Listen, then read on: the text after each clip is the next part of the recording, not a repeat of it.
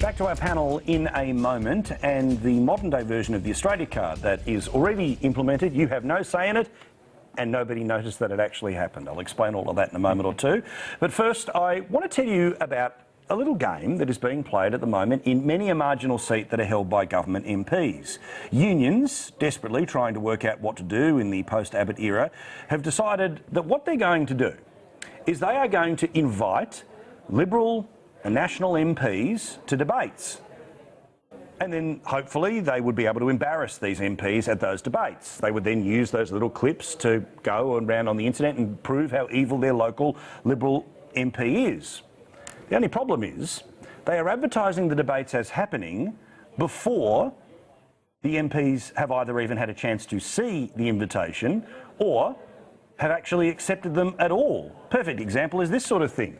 A debate due to happen in the Northern Territory. Let's talk about the China Free Trade Agreement. Union bloke, Liberal MP. Only problem is the Liberal MP was never going to turn up. Natasha Griggs is that Liberal MP. She's the federal member for Solomon, which is in the Northern Territory. She joins us in Darwin this evening. You are sadly not on your Pat Malone because it is not just yourself, but it's Karen McNamara on the central coast of New South Wales. We know that it is Wyatt Roy on the fringes of Brisbane, Fiona Scott on the fringes of Sydney, and so on and so on and so on. So help me out with the chronology here. Did you ever agree to a debate with the unions? No, Paul. Hello, it's nice to be on your show. Hello. I never ever said I would be on the show. On the 6th of October, we discovered the invitation on social media. It was actually on a Labor member's Facebook page, and we contacted the union. They didn't respond. We sent them a letter on the 7th of October saying that I wasn't going to participate in this sort of scam because clearly they weren't interested in a legitimate debate. They were just trying to scaremonger it. I mean, and how rude was it to even put out a date and saying that I'm attending before even checking to see if I was available. So I said no, and despite saying no, on the weekend I heard radio advertising, very expensive radio advertising, inviting people to come along to this debate being held on Monday night, and I was a bit shocked because, as I said, I'd already said no, I wasn't attending, and I was actually not even in Darwin. I was in Alice Springs for a family friend's funeral. So you can imagine my surprise. I put an open letter to Jed Carney and David Oliver, and I contacted the Northern Territory News, who were fantastic. They confirmed that the unions had actually received my RSVP of no, but they decided that they were still going to continue. Not only with radio, very expensive radio advertising, but Facebook advertising as well.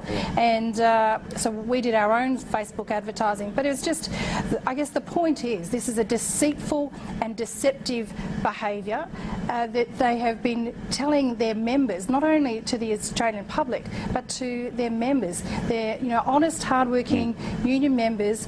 Their fees that they pay to the unions were being used on a deceptive campaign that was, spending thousands and thousands of dollars.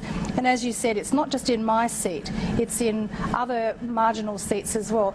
But even after I said no, because they're saying this is about the China Free Trade Agreement, if they really did believe this was... Forgive me for interrupting, but this was the thing, was that what is ridiculous as well about what they're doing here, which is not just playing it out on social media, but in certain seats as well, there's robocalls saying, did you know that your local MP, doesn't have the guts to front up? Is that also happening in your very big electorate?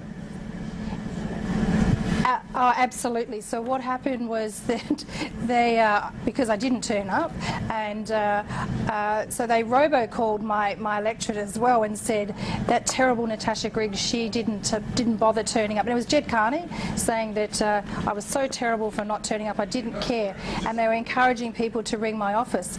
Well, I was actually in my office and I was getting lots of phone calls, but they weren't from people angry that I didn't turn up. They were from people angry at this blatant abuse and deceptive campaign that the union was running. They were just disgusted, and I've got to say, if this was a legitimate debate about the China Free Trade Agreement, why didn't they ask Senator Peris? Why didn't they ask Warren Snowden? Or why didn't they ask Senator Scullion?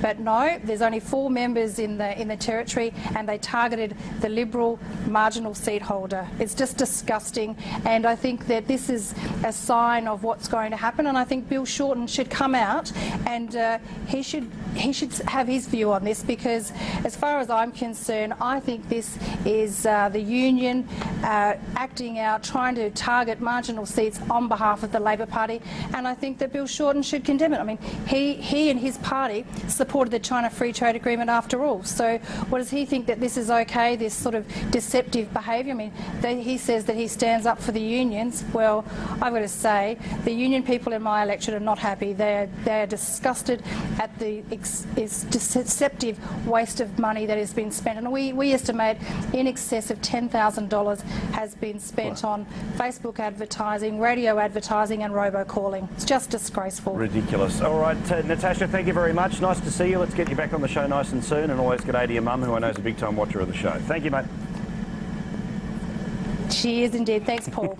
All right, Natasha Griggs, I always do a mum shout out. I know it's not very professional, but still, I like a mum